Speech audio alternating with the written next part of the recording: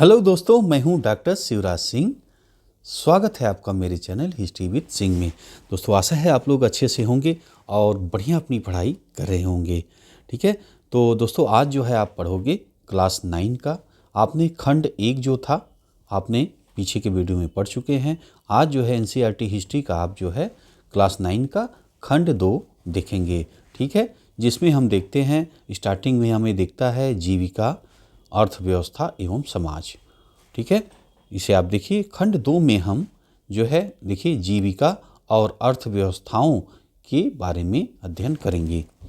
ठीक है, यहाँ हम इस बात पर विचार करेंगे कि आधुनिक विश्व में जो है वनवासियों और चरवाहा समुदायों की ज़िंदगी में किस तरह के बदलाव आए हैं। ठीक है, और इन बदलावों को तय करने में उन्होंने किस तरह का योगदान दिया है। ठीक है, आगे देखें। आधुनिक विश्व का उदय कैसे हुआ, इस बात पर विचार करते हुए हम अक्सर जो है कारखानों और शहरों पर और बाजार को आपूर्ति करने वाले औद्योगिक और कृषि क्षेत्रों पर ही ध्यान देते हैं। ठीक है, हम यह भूल जाते हैं कि इन क्षेत्रों के बाहर दूसरी अर्थव्यवस्थाएं भी हैं। ठीक है, दूसरे लोग भी जो राष्ट्र के लिए महत्व रखते हैं। आधुनिक दृष्टि से देखने पर ऐसा लगता है कि चरवाहों और वनवासियों, घुमंतू किसानों और खाने की चीज़ें बीन कर गुजर करने वालों की ज़िंदगी अतीत में ही कहीं अटक कर रह गई है।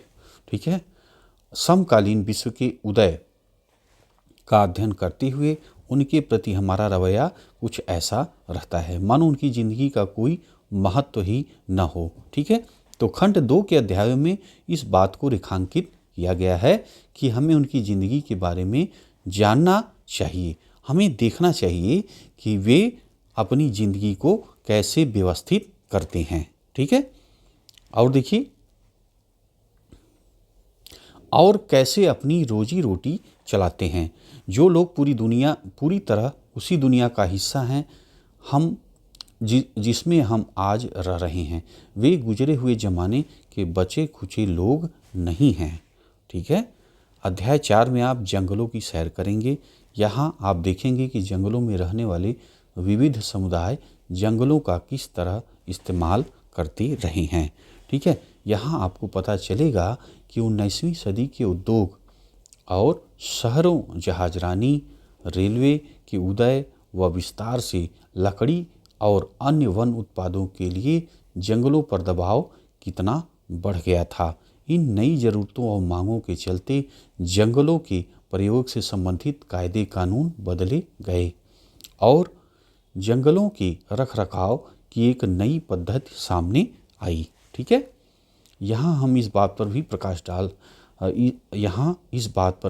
प्रकाश डाला गया है कि जंगलों पर औपनिवेशिक नियंत्रण कैसे कायम हुआ, कैसे वन क्षेत्रों को मापा गया, पेड़ों का वर्गीकरण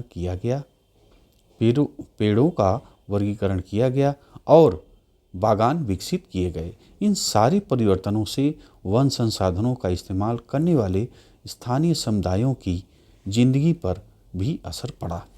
उन्हें नई व्यवस्था में काम करने और अपने जीवन के नए सिरे से संगठित करने के लिए विवश किया गया, लेकिन बहुधा उन्होंने इन नियमों और कानूनों के खिलाफ बगावत भी की और सरकारों को अपनी नीतियां बदलने के लिए बाध्य किया। ठीक है, इस अध्याय में आपको इस बात का अंदाज़ा मिलेगा कि भारत और इंडोनेशिया में इन परिवर्तनों का इतिहास क्या रहा है।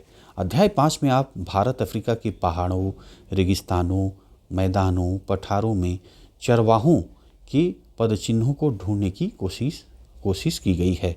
इन दोनों क्षेत्रों में चरवाहा समुदाय आबादी का एक महत्वपूर्ण हिस्सा है। ठीक है, फिर भी हम बिरले ही कभी उनके जीवन का अध्ययन करते हैं। उनका इतिहास पाठ्य पुस्तकों के पन्नों में शामिल नहीं हो पाता है। अध्याय 5 में आपको पता चलेगा कि जंगलों पर स्थापित हो रहे नियंत्रण, कृषि विस्तार, चारागाहों के सिमटते जाने से उनके जीवन पर किस तरह का असर पड़े हैं।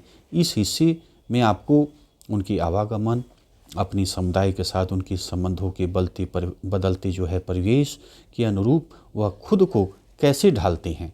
ठीक है, कैसे ढालते हैं उनके बारे में जानने का मौका आपको मिलेगा। अब तक हम विभिन्न समुदायों और समाजों के जीवन में आ रहे परिवर्तनों को देखना बूझना शुरू नहीं करेंगे, ठीक है, तब तक इस बात को अच्छी तरह नहीं समझ पाएंगे कि आज की दुनिया कैसे बनी है, ठीक है। साथ ही आधुनिकीकरण की समस्याओं को भी हम तब तक पूरी तरह नहीं समझ पाएंगे जब तक कि हम उससे पर्यावरण पर पड़ रहे प्रभावों पर विचार नहीं करेंगे, ठीक है। क्लियर है? आइए आगे देखिए।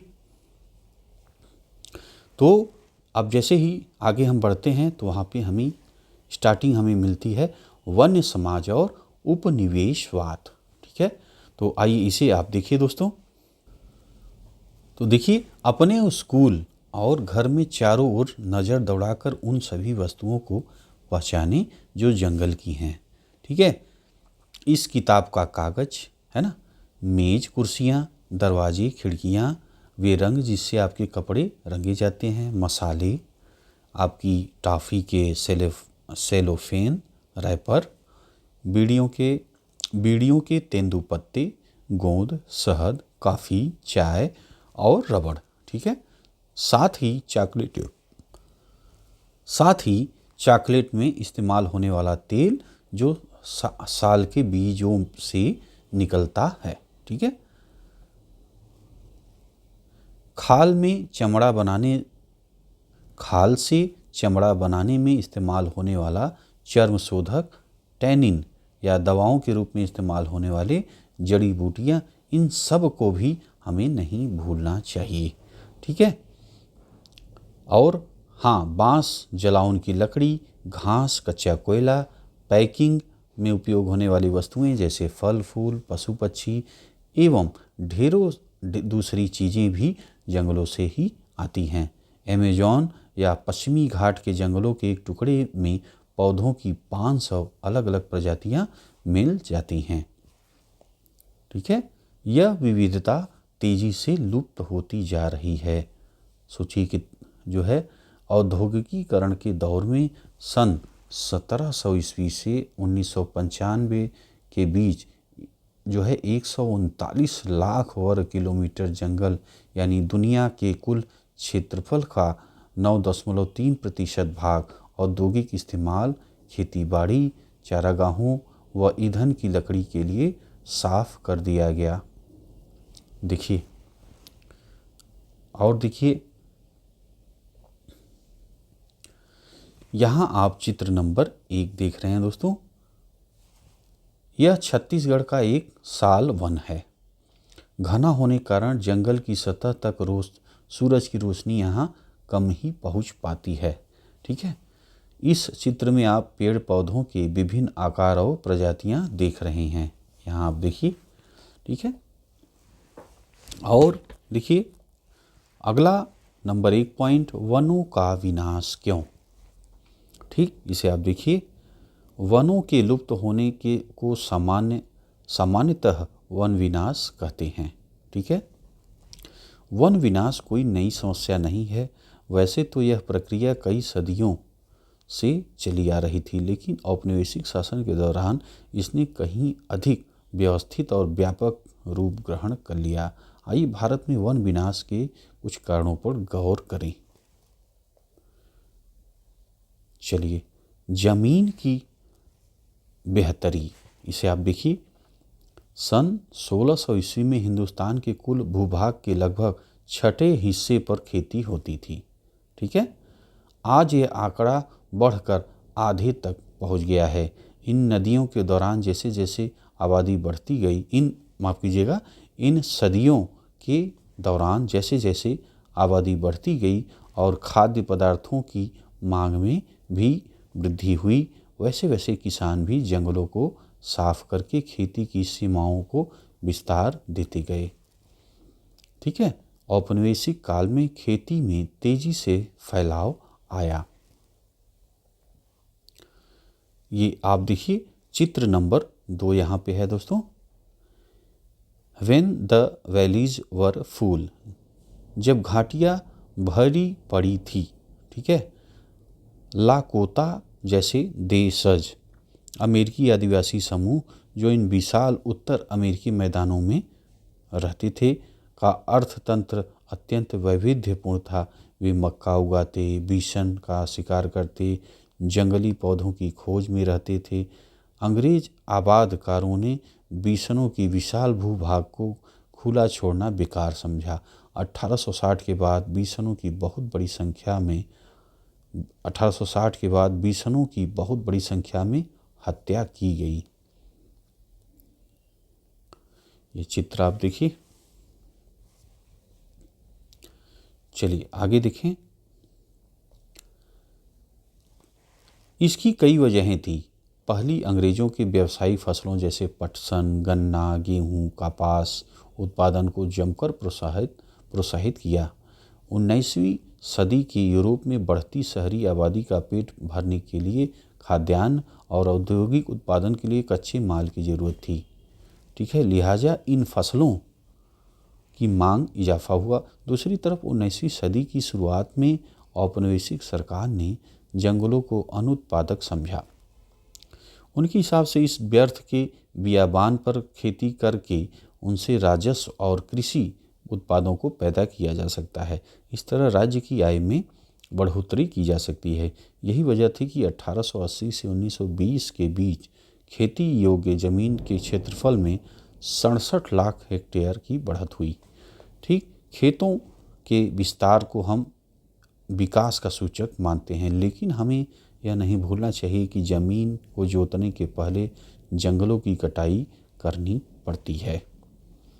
ठीक, यहाँ पे आप देखिए बॉक्स नंबर 1 को, यहाँ पे क्या लिखा है बहुत ध्यान से आप समझिए। देखिए, किसी स्थान पर खेती होने का मतलब उस जगह का गैर आबाद होना नहीं है। जब गोरे आबादकार ऑस्ट्रेलिया पहुँचे तो उन्होंने दावा किया कि यह महाद्वीप खाली था। वास्तव में ये आदिवासी पथ प्रदर्शकों के नेतृत्व में पुरातन रास्तों से इस भूभाग में प्रविष्ट हुए थे। ठीक है, ऑस्ट्रेलिया के विभिन्न आदिवासी समुदायों के अपने स्पष्ट विभाजित इलाके थे।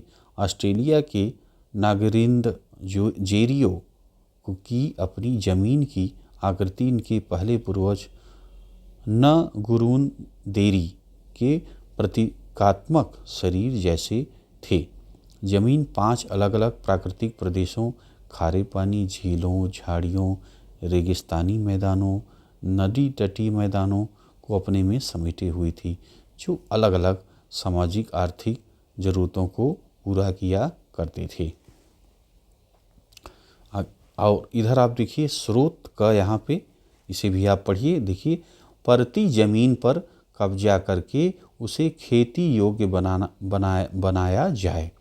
यह विचार सारी दुनिया के उपनिवेशकों के बीच शुरू से ही लोकप्रिय रहा है। ठीक है, यही वह विचार था जिसने विजय को न्यायोचित ठहराया। अमेरिकी लेखक रिचर्ड हार्डिंग 1896 ईस्वी में मध्य अमेरिका के होंडुरास के बारे में लिखते हैं, आज इससे बढ़कर रोचक सवाल कुछ और नहीं हो सकता। दुनिया की गैर विकसित पड़ी ज़मीन का क्या किया जाए? क्या इसे उस महान शक्ति के हाथों में जाना चाहिए जो उसके परिवर्तन की इच्छा रखती है, या कि इसे उसके वास्तविक स्वामी के हाथों में रहने देना चाहिए जो उसके मूल्य को नहीं समझ सकता? ये मध्य अमेरिकी एक सुसज्जित घर के अर्थ बर्बरों के गिरोह जैसे हैं, जो न तो इस घर का उपयोग ही कर सकते हैं और न ही इसमें आराम। 3 साल बाद अमेरिकी आधिपत्य में यूनाइटेड फ्रूट कंपनी का गठन हुआ, जिसने व्यापक पैमाने पर मध्य अमेरिका में केले उगाना प्रारंभ किया। इस कंपनी ने इन मुल्कों की सरकारों पर इस हद तक अपना वर्चस्व स्थापित कर लिया कि इन्हें बनाना रिपब्लिक के नाम से जाना गया। ठीक है, आइए आगे देखें। यहाँ पे देखिए पटरी पर स्लीपर है ना। अब ये स्लीपर शब्द ये क्या है, इसे आप देखिए। स्लीपर जो है रेल की पटरी के आर पार लगे लकड़ी के तख्ते जो पटरियों को उसकी जगह पर रोक सकते हैं। ठीक है, दो पटरियों के बीच में आप देखते हैं पहले लगते थे, है ना। ये देखिए इस तरह, अब तो सीमेंट आदि का बनने लगा है, पहले लकड़ियों का प्रयोग करते थे। रेल की पटरी के आसपास लगे लकड़ी के तख्ते जो पटरियों को उनकी जगह पर रोके रखते हैं। ठीक है, अभी आप लोग कमेंट करके बताओ कि क्या अब हर जगह पे सीमेंट का जो बना होता है, जो पटरियां होती हैं, ठीक है, उनके बीच आप जो सीमेंट के बने होते हैं, जो दोनों को जोड़ने के लिए सीमेंट वाली स्लीपर का प्रयोग होता है कि लकड़ी का भी कहीं होता है? अब आप लोग उत्तर में कमेंट करके बताओ, है ना। तो यहाँ पे दोस्तों आप देख रहे हो चित्र नंबर 3 आपको दिख रहा है। यहाँ सिंहभूम के जंगलों में साल के तनों में स्लीपरों का निर्माण। ठीक है, छोटा नागपुर है ये, मई 1897 का समय है। रेल की पटरी हेतु स्लीपर बनाने के लिए वन विभाग पेड़ों को काटने और इससे पटरे बनाने के लिए आदिवासियों को नियुक्त किया करता था। ठीक है, लेकिन उनको अपने घर बनाने के लिए इन पेड़ों को काटने की अनुमति न थी। अब सोचिए, आगे देखें। 19वीं सदी की शुरुआत तक इंग्लैंड में बलूत ओक के जंगल लुप्त होने लगे। इसकी वजह से शाही नौसेना के लिए लकड़ी की आपूर्ति में मुश्किल आ खड़ी हुई। मजबूत और टिकाऊ लकड़ी की नियमित आपूर्ति के बिना अंग्रेजी जहाज भला कैसे बन सकते थे, और जहाज़ों के बिना शाही सत्ता कैसे बचाई और बनाई रखी जा सकती थी। 1820 ईस्वी के दशक में खोजी दस्ते हिंदुस्तान की वन संपदा का अन्वेषण करने के लिए भेजे गए। एक दशक के भीतर बड़े पैमाने पर पेड़ काटे जाने लगे और भारी मात्रा में लकड़ी का हिंदुस्तान से निर्यात होने लगा। 1850 के दशक में रेल लाइनों के प्रसार ने लकड़ी के लिए नई तरह की मांग पैदा कर दी। शाही सेना के आवागमन और औपनिवेशिक व्यापार के लिए रेल लाइनें अनिवार्य थी। इंजनों को चलाने के लिए ईंधन के तौर पर रेल की पटरियों को जोड़े रखने के लिए स्लीपरों के रूप में लकड़ी की भारी ज़रूरत थी। 1 मील लंबी रेल की पटरी के लिए 1760 से 2000 स्लीपरों की आवश्यकता पड़ती थी। सोचिए कितनी लकड़ी जो है लग रही है। यहाँ पे आप देख रहे हैं चित्र नंबर 4, बांस के बेड़े का सालांग नदी में बहकर जाते हुए चिटगांग पर्वतीय पट्टी। ये आप देखिए, भारत में रेल लाइनों का जाल 1860 के दशक में तेजी से फैला। 1890 तक लगभग 25,500 किलोमीटर लंबी लाइनें बिछाई जा चुकी थी। 1946 में इन लाइनों की लंबाई, ये देखिए, 7,65,000 किलोमीटर तक बढ़ चुकी थी। रेल लाइनों के प्रसार के साथ साथ बड़ी तादाद में पेड़ भी काटे गए। अकेले मद्रास प्रेसिडेंसी में 1850 ईस्वी के दशक में प्रतिवर्ष 35,000 पेड़ स्लीपरों के लिए काटे गए। ठीक है, सरकार ने आवश्यक मात्रा की आपूर्ति के लिए निजी ठेके दिए। इन ठेकेदारों ने बिना सोचे समझे पेड़ काटना शुरू कर दिया। रेल लाइनों के इर्द गिर्द जंगल तेजी से गायब होने लगे। ये देखिए चित्र नंबर 5 आप देख रहे हैं। रंगून की एक लकड़ी गोदाम में लकड़ी की सहतीर सहजता हाथी। ये आप देखिए, औपनिवेशिक दौरान अक्सर हाथियों का इस्तेमाल जंगलों और लकड़ी के गोदामों में भारी भरकम लकड़ी को उठाने के लिए किया जाता था। ठीक, अब आइए स्रोत ख यहाँ पे है, इसे आप पढ़िए। मुल्तान और सुक्कूर के बीच इंडस वैली रेलवे नाम से लगभग 300 मील लंबी एक नई लाइन बनाई जाती थी। 2000 स्लीपर प्रति मील की दर से इसके लिए, ये जो है देख लीजिए आप, ये लंबाई हो गई और इतने संख्या में ज़रूरत होती थी। इसे आप लोग पढ़ लीजिएगा, कुछ खास नहीं लग रहा है। चलिए यहाँ पे आप देखिए ईंधन की लकड़ी इकट्ठा कर जो है कर घर लौटती औरतें, ये आप देख रहे हैं। और चित्र लट्ठे ले जाता हुआ ट्रक आप देख रहे हैं। ठीक, चलिए बागान। बागान क्या है? यूरोप में चाय, कॉफ़ी, रबड़ की बढ़ती मांग को पूरा करने के लिए इन वस्तुओं के बागान बने। ठीक है, इसके लिए भी प्राकृतिक वनों का एक भारी हिस्सा साफ किया गया। औपनिवेशिक सरकार ने जंगलों को अपने कब्जे में लेकर उनके विशाल हिस्सों को बहुत सस्ती दरों पर यूरोपीय बागान मालिकों को सौंप दिया। इन इलाकों की बाड़ाबंदी करके जंगलों को साफ कर दिया। चाय, कॉफ़ी की खेती की जाने लगी। ठीक, ये देखिए चित्र नंबर 8 में बना हुआ है। देखिए प्लेजर जो है ब्रांड चाय, ये देखिए। व्यावसायिक वानिकी की शुरुआत, आइए इन्हें देखें।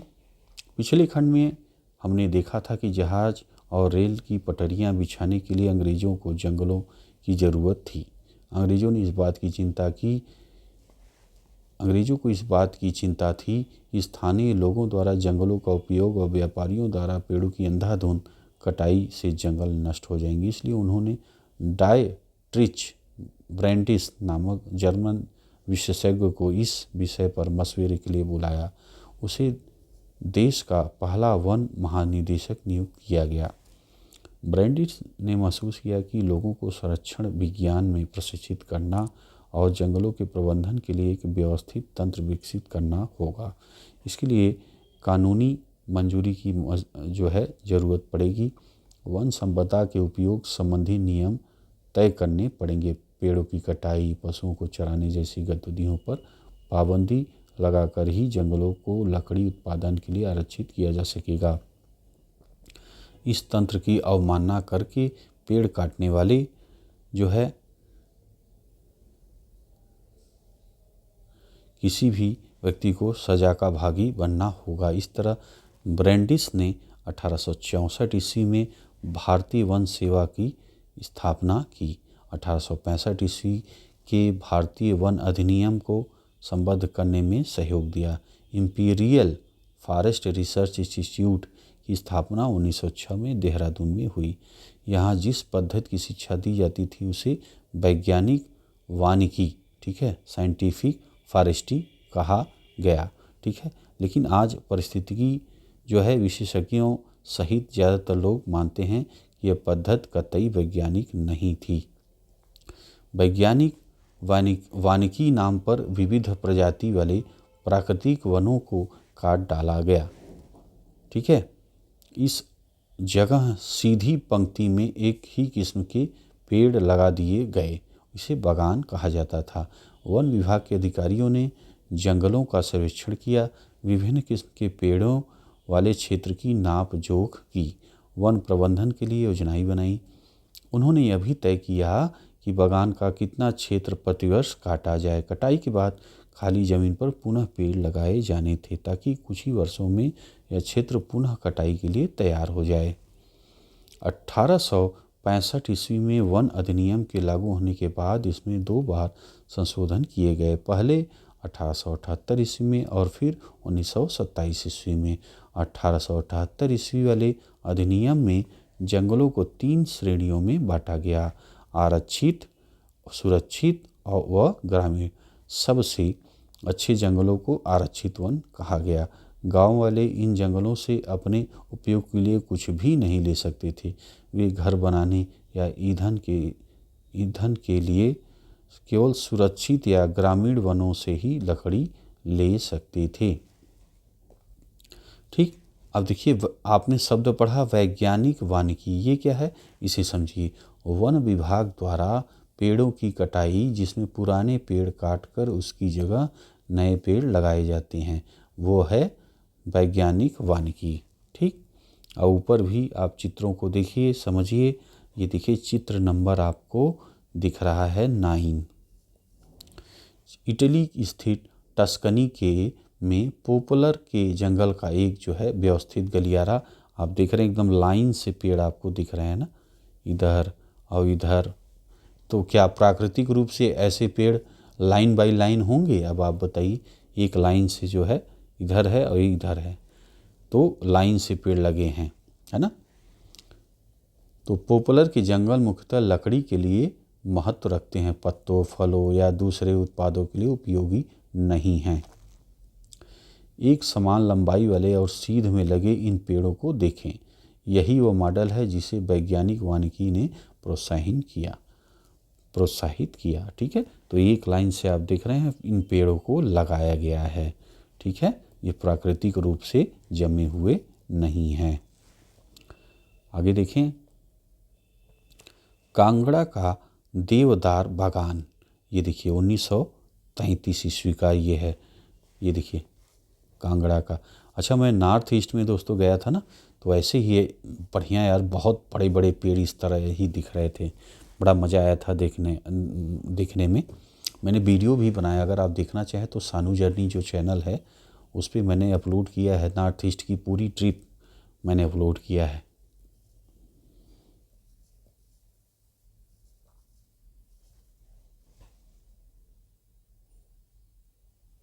ना, सानी जर्नी पे मैंने अपलोड किया है। और आप चैनल पे भी जाओगे तो नीचे आपको दिखेगा वो जो है हिस्ट्री चैनल पे, आप यूट्यूब पे। अच्छा, यूट्यूब पे अगर मान लीजिए किसी और प्लेटफॉर्म पे देख रहे हैं तो हिस्ट्री विद सिंह के आगे @ लगा लीजिएगा, है ना। फिर हिस्ट्री विद सिंह लिखिएगा तो आपको, और स्पेस मत दीजिएगा हिस्ट्री विद सिंह में, तो आपको जैसे यूट्यूब पे सर्च कर लीजिएगा @हिस्ट्री विद सिंह और आपको चैनल आ जाएगा अपना, सब्सक्राइब कर लीजिए। ठीक है, और यूट्यूब पे जो है सब्सक्राइब करे रहेंगे तो, क्योंकि मैं सबसे पहले जो है अपलोड करता हूँ यूट्यूब पे ही, उसके बाद अदर प्लेटफॉर्म पे मैं अपलोड करता हूँ। ठीक है, तो यूट्यूब पे अगर किसी अन्य प्लेटफॉर्म पे आप देख रहे हैं तो जो है आप इसको जो है सब्सक्राइब कर लीजिए आकर के यूट्यूब पे। और सानू जर्नी चैनल भी आपको देखना है तो देख लीजिए।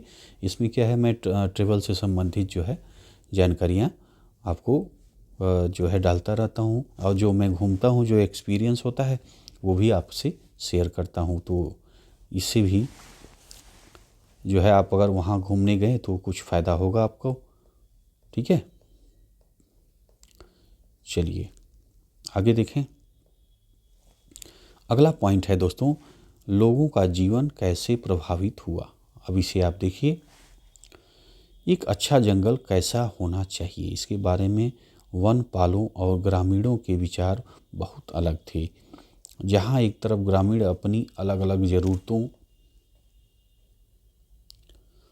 जैसे ईंधन, चारे, पत्तों की पूर्ति के लिए वन में विभिन्न प्रजातियों का मेल चाहते थे, वहीं वन विभाग को ऐसे पेड़ों की ज़रूरत थी जो जहाज़ों, रेलवे के लिए लकड़ी, इमारती लकड़ी मुहैया करा सकें। ऐसी लकड़ियाँ जो सख्त, लंबी और सीधी हों। इसके लिए सागौन और साल जैसी प्रजातियों को प्रोत्साहित किया गया और दूसरी किस्में काट डाली गईं।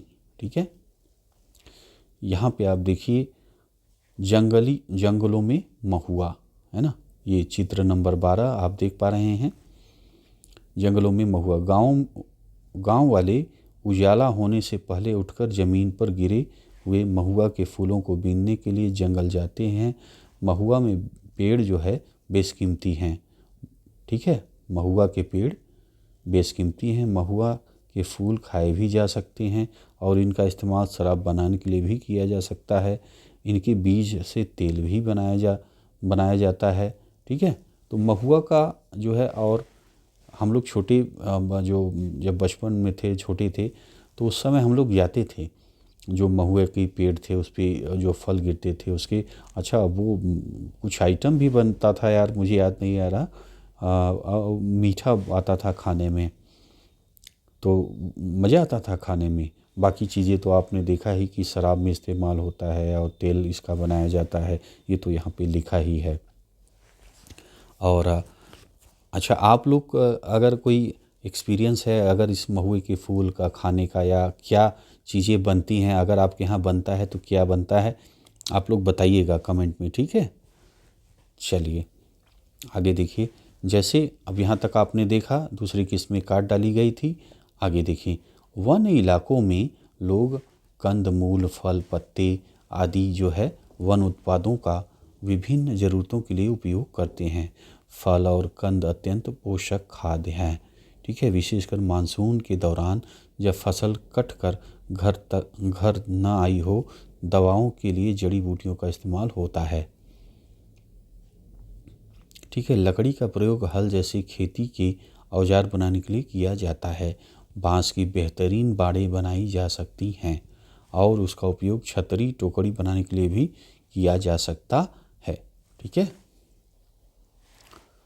आगे देखें, जो है सूखे हुए कुम्हड़े के खोल का प्रयोग पानी की बोतल के रूप में किया जा सकता है। जंगलों में लगभग सब कुछ उपलब्ध है।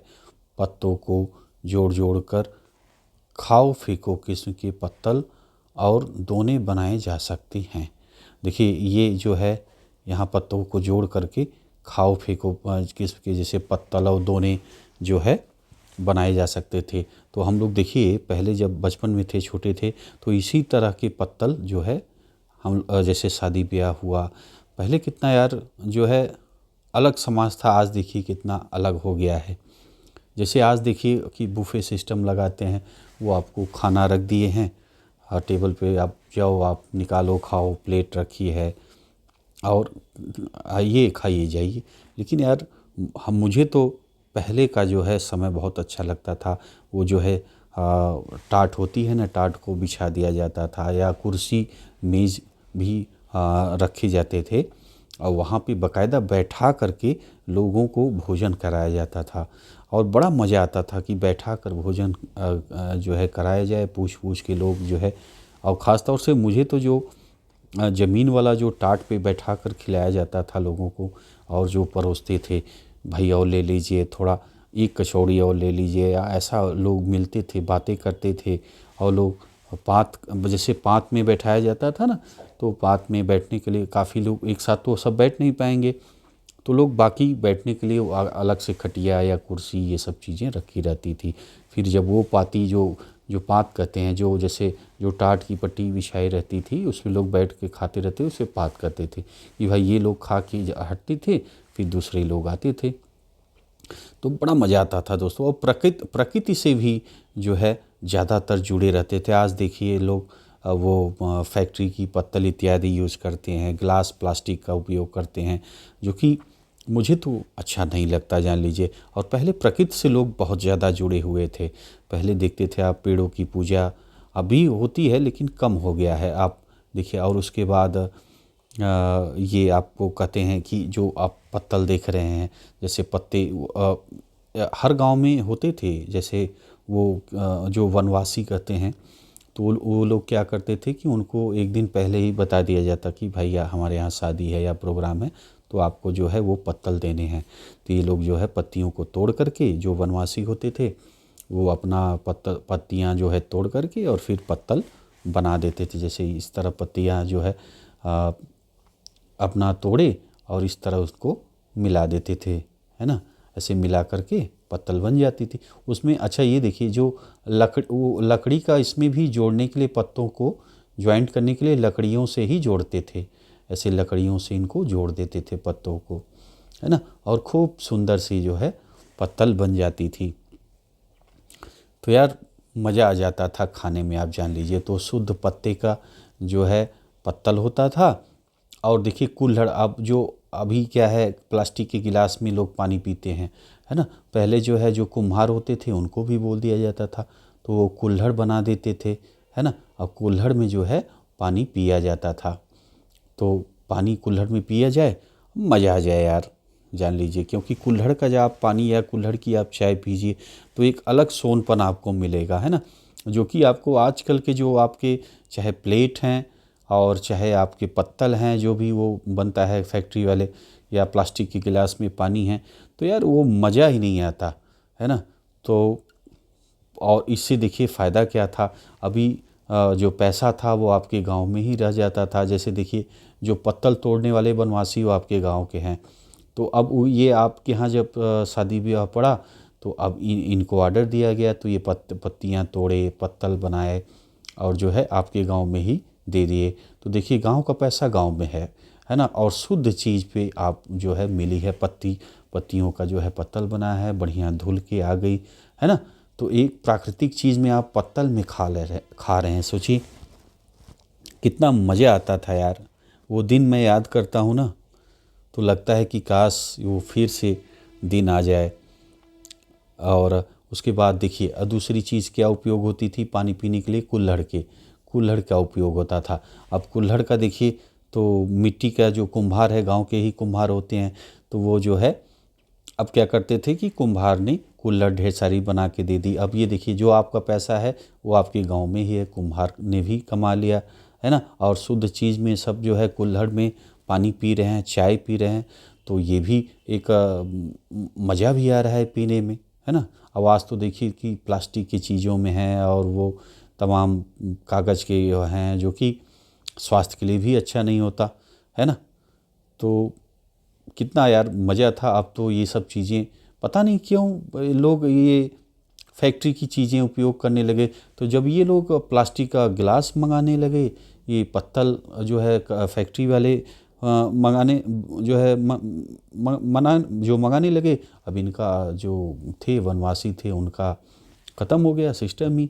अब वो बेचारे कहीं और दूसरा जो है आय स्रोत अपना दूसरा काम करने लगे, है ना।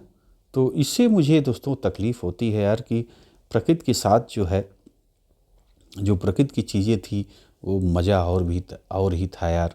काश वो दिन अगर लौटे तो कितना मज़ा आए, है ना।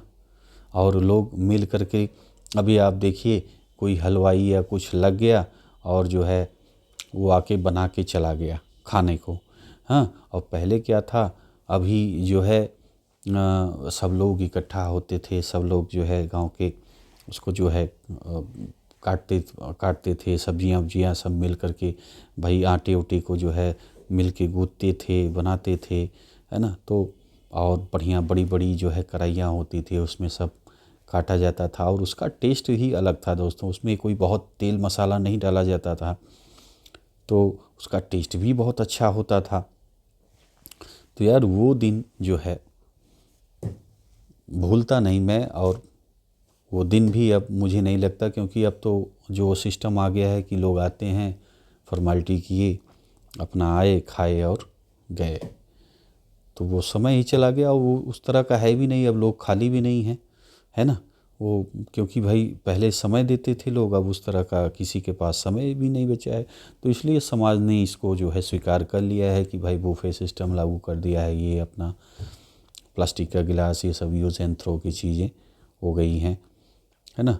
तो ये समय ही बदल गया, क्या करेंगे। लेकिन फ़िलहाल अगर मेरे ख्याल से अगर ये पत्तल वाला उपयोग करें, तो जो अपना पैसा है गांव का, ये तो कर ही सकते हैं। जो कुल्हड़ है कुम्हार से लें, है ना। मिट्टी का कुल्हड़ होता है, वो कुम्हार से लें तो उसकी अर्थव्यवस्था वो आय उसकी अच्छी रहेगी, गांव में पैसा रहेगा। और शुद्ध चीज़, प्लास्टिक की चीज़ों में पानी पीने से तो बहुत अच्छा है। कुल्हड़ मिट्टी के जो कुल्हड़ होता है पानी पी जाए। जो पत्तल आप उपयोग करते हैं वो अगर यही पत्तल उपयोग करें, वनवासी जो बनाते थे पत्तों से मिला करके, तो ये भी, इनकी भी आय अच्छी रहेगी, है ना। इनका भी अच्छा भाई पैसा आएगा, तो ये भी इनका जीवन स्तर अच्छा होगा। तो अगर ये दो चीज़ें तो उपयोग कर ही सकते हैं। अच्छा, क्या आपके गांव में ये चीज़ उपयोग होती है? अगर होता है तो बताइएगा। क्या वनवासी जो पत्तल बनाते हैं आपके यहाँ उपयोग होता है, या कुल्हड़ जो आपके यहाँ जो कोई प्रोग्राम होता है तो कुल्हड़ आता है आपके यहाँ? अगर आता है तो बताइएगा कमेंट करके, ठीक है। तो यहाँ पर आपने देखा कि जंगलों के लगभग सब कुछ उपलब्ध है, सब कुछ उपलब्ध है। जंगलों में लगभग सब कुछ उपलब्ध है। पत्तों को जोड़ जोड़ कर खाओ फेंको किसके पत्तल और दोने बनाए जा सकते हैं। सियासी सी आदि की लताओं से रस्सी बनाई जा सकती है। सेमुर जो है सूती रेशम की कांटेदार छाल पर सब्जियां छीली जा सकती हैं, ठीक है। महुए के पेड़ से खाना पकाने और रोशनी के लिए तेल निकाला जा सकता है, ठीक है। यहाँ आप देखिए सूखते जो है सूखते हुए तेंदू पत्ते, ये आप देख पा रहे हैं यहाँ पे, है ना।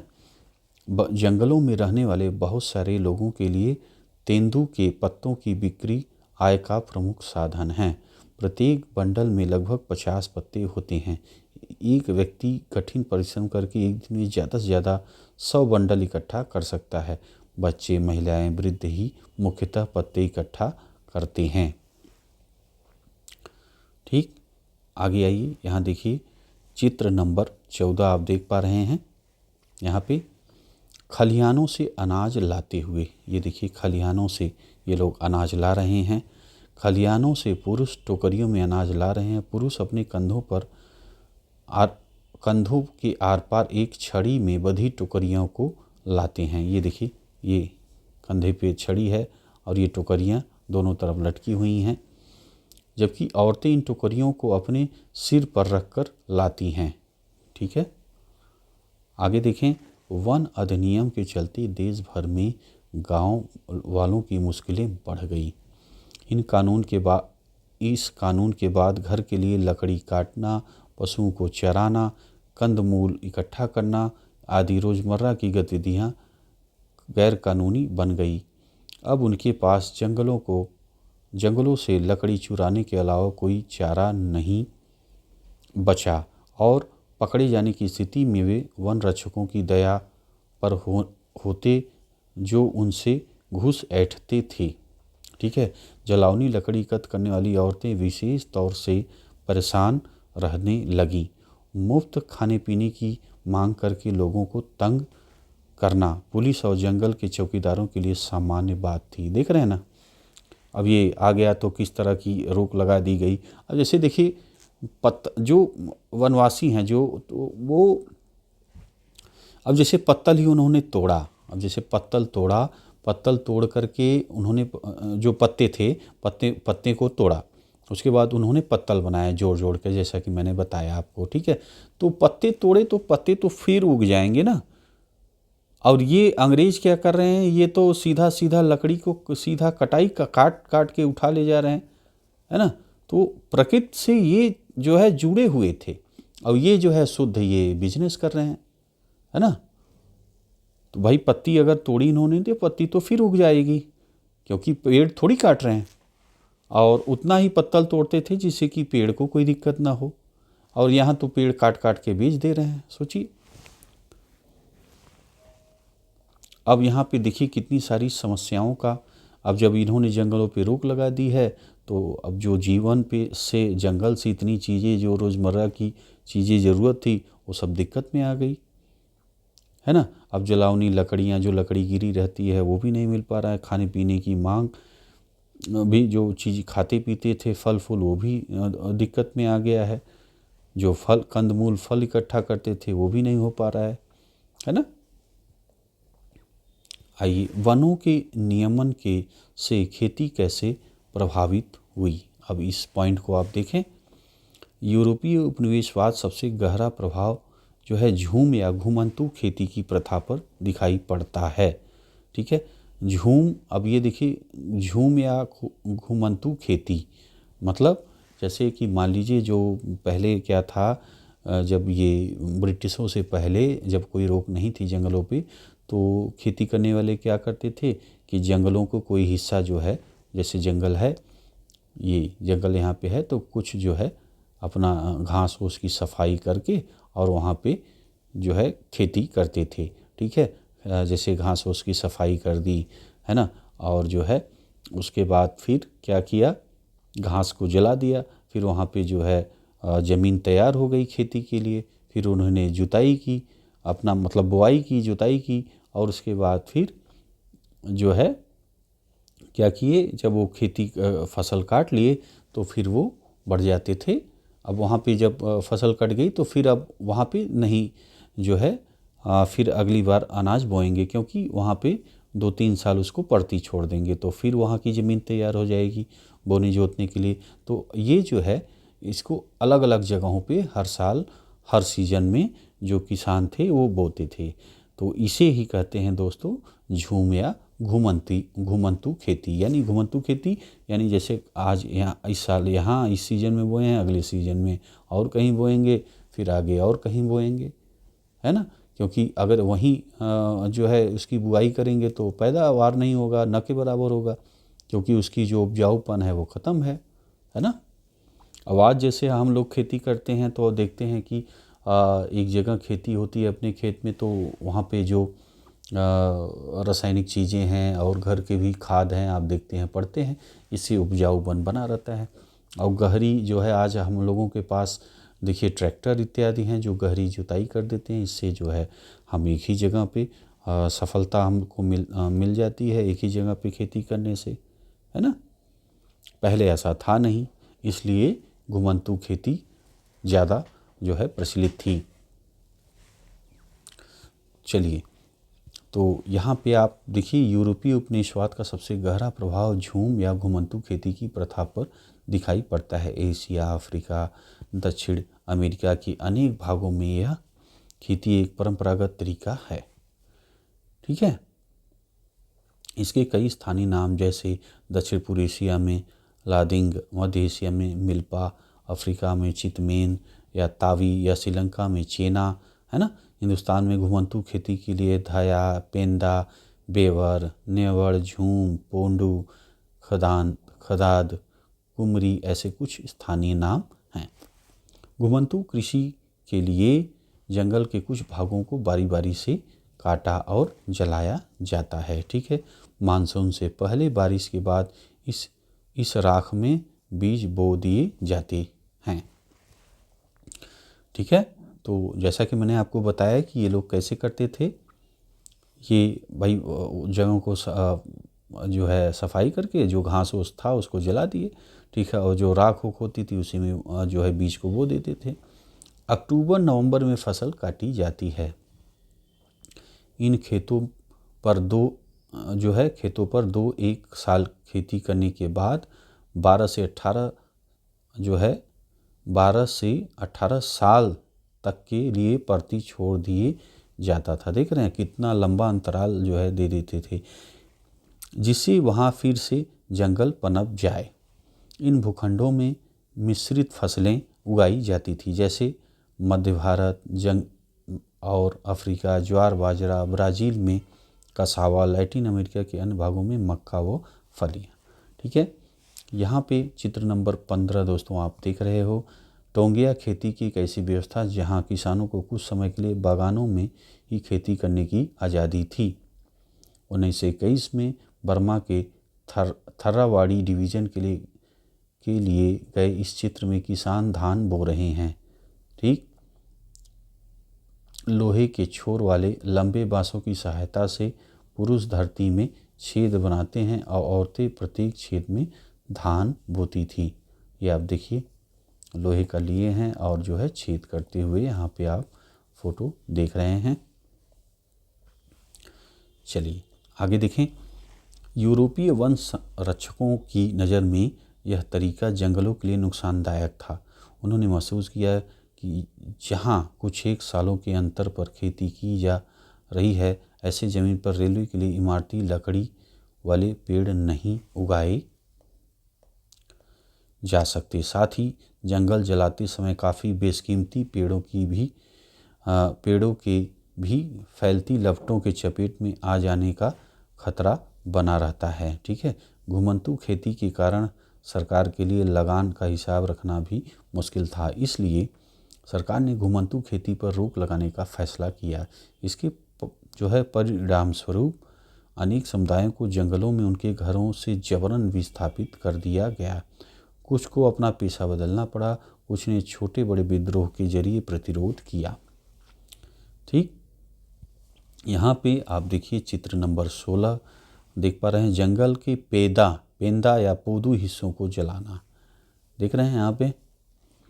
घुमंतू खेती में जंगलों को साफ किया जाता है। सामान्यतः चट्टानों की ढलानों पर पेड़ों को काटने के बाद राख के लिए इन्हें जला दिया जाता है। इसके बाद इस क्षेत्र में फिर बीज बिखेर दिए जाते हैं और वर्षा से सिंचाई के लिए इन्हें छोड़ दिया जाता है।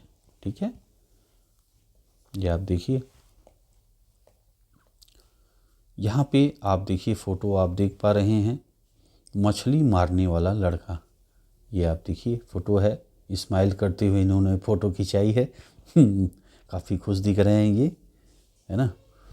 तो बच्चे अपने माँ बाप के साथ जंगल जाते थे। बहुत जल्दी ही वे मछली पकड़ना वन उत्पादों को इकट्ठा करना, खेती करना सीख लेते हैं।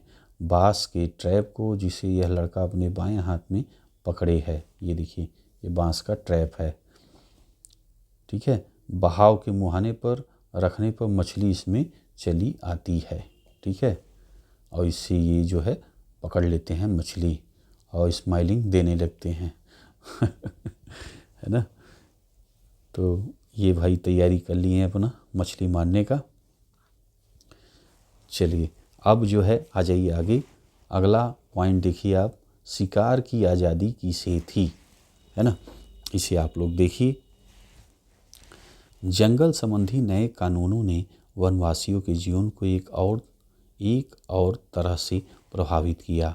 वन कानूनों के पहले जंगलों में या उनके आसपास रहने वाले बहुत सारे लोग हिरन, तीतर जैसे छोटे मोटे शिकार करके जीवन यापन करते थे, ठीक है।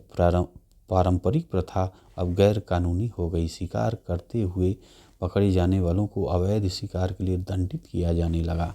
देख रहे हैं, जहाँ एक तरफ वन कानूनों ने लोगों को शिकार के परंपरागत अधिकार से वंचित किया, वहीं बड़े जानवरों का आखेट एक खेल बन गया। अब देखिए, एक तरफ ये शिकार जो पेट भरते थे वो रोक दिया गया, और वहीं ये लोग क्या कर रहे हैं, बड़े जानवरों का आखेटक का एक खेल बन गया, खेल के लिए जो है हत्या कर रहे हैं। सोचिए, हिंदुस्तान में बाघों और दूसरे जानवरों का शिकार करना सदियों से दरबारी और नवाबी संस्कृति का हिस्सा रहा था। अनेक मुगल कलाकृतियों में शहजादों और सम्राटों को शिकार का मजा लेते हुए दिखाया गया है, किंतु औपनिवेशिक शासन के दौरान शिकार का चलन इस पैमाने तक बढ़ा कि कई प्रजातियां जो है लगभग पूरी तरह लुप्त हो गई। अंग्रेजों की नज़र में बड़े जानवर जंगली बर्बर आदि समाज के प्रतीक चिन्ह थे।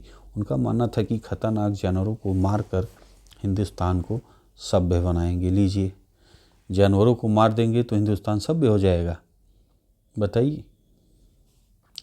बाघ, भेड़िए, दूसरे बड़े जानवरों को शिकार पर यह कहकर इनाम दिए गए कि इससे किसानों को खतरा है। 1875 से 1925 के बीच इनाम के लालच में 80,000 से ज़्यादा बाघ, बताइए, और देखिए 1.5 लाख जो है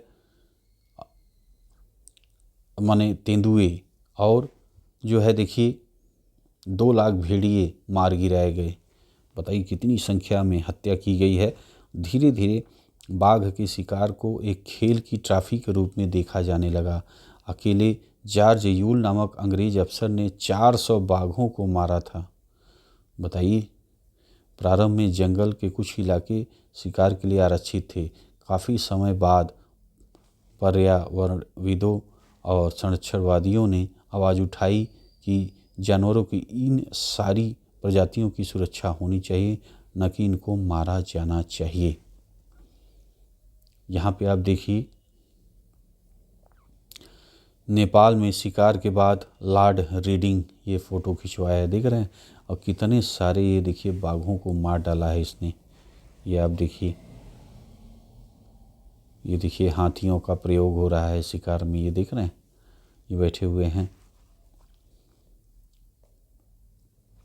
तो फ़ोटो में आप देख पा रहे हैं, ये जो फ़ोटो है, मृत बाघों की गिनती करें तो भाई गिनती करने पे तो यहाँ पे आइए गिनती कर लेते हैं। 1 2 3 4 5 6 7 8 8 तो दिख रहे हैं इसमें।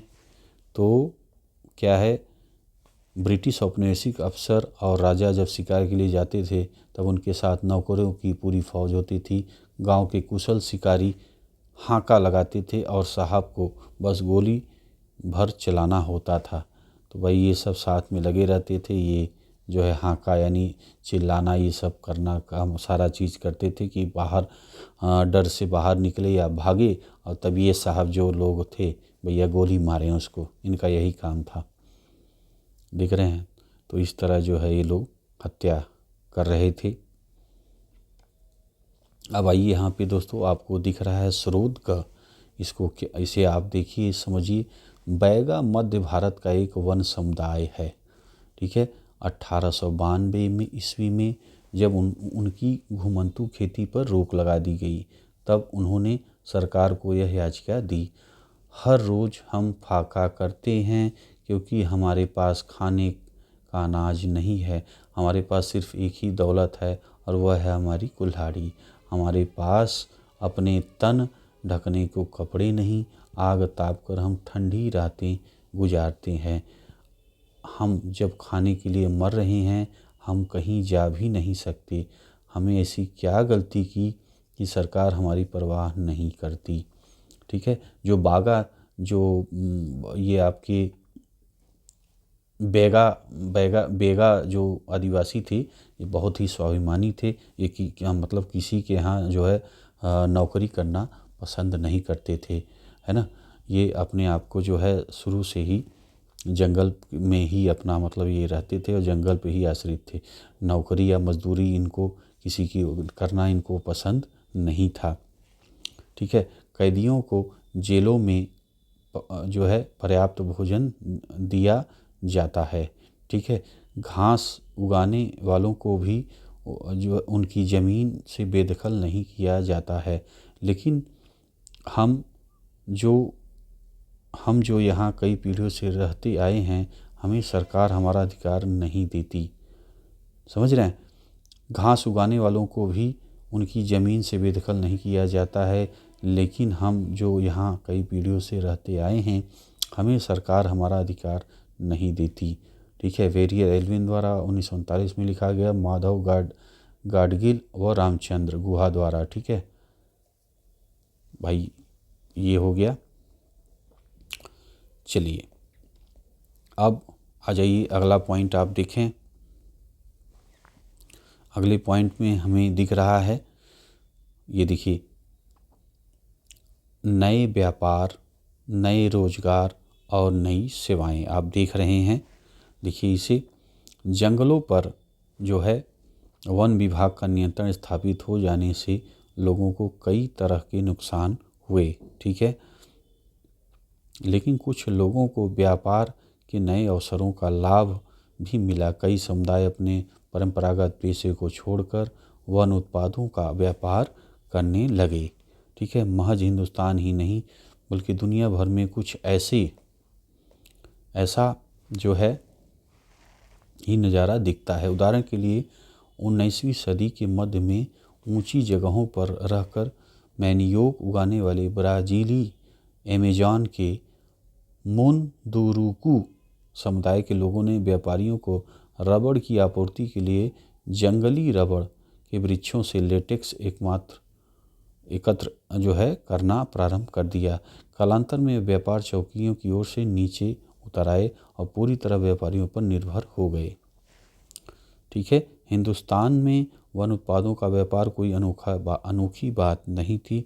मध्यकाल से ही आदिवासी समुदाय द्वारा बंजारा आदि घुमंतू समुदायों के माध्यम से हाथियों और दूसरे सामान जैसे खाल, सींग, रेशम, कोए, हाथी दांत, बांस, मसाले, रेशे, घास, गोंद, राल के व्यापार के सबूत मिलते हैं। ठीक है। लेकिन अंग्रेज़ों के आने के बाद पूरी तरह सरकारी नियंत्रण में चला गया यह। ब्रिटिश सरकार ने कई बड़ी यूरोपीय व्यापारिक कंपनियों को विशेष इलाकों में वन उत्पादों के व्यापार की इजारेदारी सौंप दी। स्थानीय लोगों द्वारा शिकार करने और पशुओं को चराने पर बंदिशें लगा दी गई। इस प्रक्रिया में मद्रास प्रेसिडेंसी के कोरावा, कराचा व येरुकुला जैसे अनेक चरवाहे और घुमंतू समुदाय अपनी जीविका से हाथ धो बैठे। इनमें से कुछ को अपराधी कबीले कहा जाने लगा। ये सरकार की निगरानी में फैक्ट्रियों, खदानों, बागानों में काम करने को मजबूर हो गए। काम के नए अवसरों का मतलब यही था कि उनकी जीवन स्थिति में हमेशा सुधार ही हुआ हो। ठीक है। असम के चाय बागानों में काम करने के लिए झारखंड के संथाल और उरांव, छत्तीसगढ़ के गोंड जैसे आदिवासी मर्द व औरतें दोनों की भर्ती की गई। उनकी मजदूरी बहुत कम थी और कार्य परिस्थितियाँ उतनी ही खराब। उन्हें उनके गांव में से उठाकर भर्ती तो कर लिया गया, लेकिन उनकी वापसी आसान नहीं थी। देख रहे हैं। और देखिए, और आप समझिए इसे, पुतुमायो में रबड़ की निकासी, इसे आप देखिए। दुनिया भर में बागानों में काम की स्थितियां भयावह थी। ठीक है, इसे आप देखिए। अमेज़न के पुट्टुमायो के क्षेत्र में पेरुवियन रबड़ कंपनी, ब्रिटिश व पेरुवियन साझे में द्वारा रबड़ की निकासी हुई तो तोस कहे जाने वाले स्थानीय इंडियनों की बेगार पर निर्भर थी। 1900 से 1912 ईस्वी के बीच पुट्टुमायो में 4000 टन रबड़ का उत्पादन हुआ और इसी दौरान इंडियन आबादी में यंत्रणा, रोगों और पलायन के चलते 30,000 की गिरावट आई। रबड़ कंपनी के एक वेतनभोगी ने वर्णन किया कि रबड़ का संग्रह कैसे किया जाता है। मैनेजर ने सैकड़ों इंडियनों को स्टेशन पर उपस्थित होने का निर्देश दिया। उसने अपने कार्बाइन और छुरा पकड़ा और इन बेबस इंडियनों का कत्लेआम शुरू कर दिया। बताइए यार। थोड़ी ही देर में बच्चों, महिलाओं, पुरुषों की 150 लाशों से ज़मीन ढक गई। बताइए। और अभी आप सुनेंगे कि कुछ लोग कहते हैं अंग्रेज़ों का शासन बहुत अच्छा था। बहुत अच्छा था तो ये देखिए किस तरह जो है ये मनमाना जो है हत्या कर रहे हैं। देख रहे हैं। खून से नहाए हुए, दया की भीख मांगते हुए जिंदा बचे लोगों को मुर्दों के ढेर के साथ जला दिया गया। और मैनेजर चिल्लाया, मैं उन सभी इंडियनों को ख़त्म कर देना चाहता हूं जो रबड़ लाने के लिए दिए गए मेरे आदेश को नहीं मानते। बताइए, आदेश नहीं माना तो सीधा ये मार डाल रहा है। बताइए कितनी कठिन और ख़राब स्थिति उस समय की दिख रही है, पढ़ने को आप देख पा रहे हैं। चलिए आगे देखिए। नया शब्द इजारेदारी आपने देखा, इसका क्या अर्थ है? एकाधिकार। ठीक। अब आइए अगला पॉइंट आ गया है आपका वन विद्रोह। वन विद्रोह क्या है इसे आप समझें। देखिए आप तो देखें, हिंदुस्तान और दुनिया भर में वन समुदायों ने अपने ऊपर थोपे गए बदलावों के खिलाफ बगावत की। संथाल परगना में सिद्धू और कानू, छोटा नागपुर में बिरसा मुंडा, आंध्र प्रदेश में अल्लूरी सीतारमन राजू को लोकगीतों और कथाओं में अंग्रेज़ों के खिलाफ उभरे आंदोलन के नायकों के रूप में आज भी याद किया जाता है। अब हम बस्तर रियासत में 1910 ईस्वी में हुए ऐसे ही एक विद्रोह का विस्तार से अध्ययन करेंगे। और पीछे आपने इनके बारे में पढ़ चुके हैं, ये जो आपके बिरसा मुंडा इत्यादि थे, ये आपको पीछे के अध्याय में आपने पढ़ चुका है, आपने देखा भी है। अगर आपने नहीं देखा है दोस्तों तो आप लोग देख लीजिए। ठीक है। और देखिए अब आ जाइए यहाँ पे अगला पॉइंट हमें देखने को पढ़ने को मिल रहा है, बस्तर के लोग।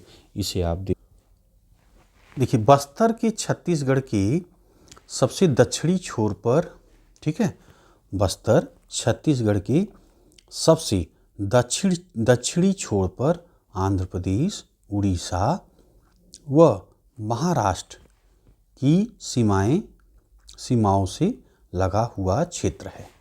ठीक है। बस्तर कहाँ पे है? ध्यान दीजिए, छत्तीसगढ़ के दक्षिणी छोर पे है ना।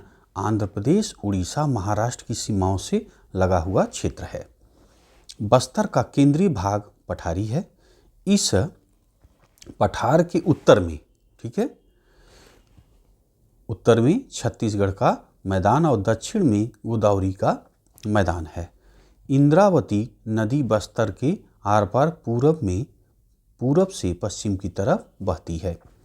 बस्तर में मरिया और मुरिया गोंड, धुरवा, भतरा, हलबा आदि अनेक आदिवासी समुदाय रहते हैं। अलग अलग ज़बानें बोलने के बावजूद इनके रीति रिवाज और विश्वास एक जैसे हैं। बस्तर के लोग मानते हैं कि हर एक गांव को उसकी जमीन धरती माँ से मिली है। समझ रहे हैं?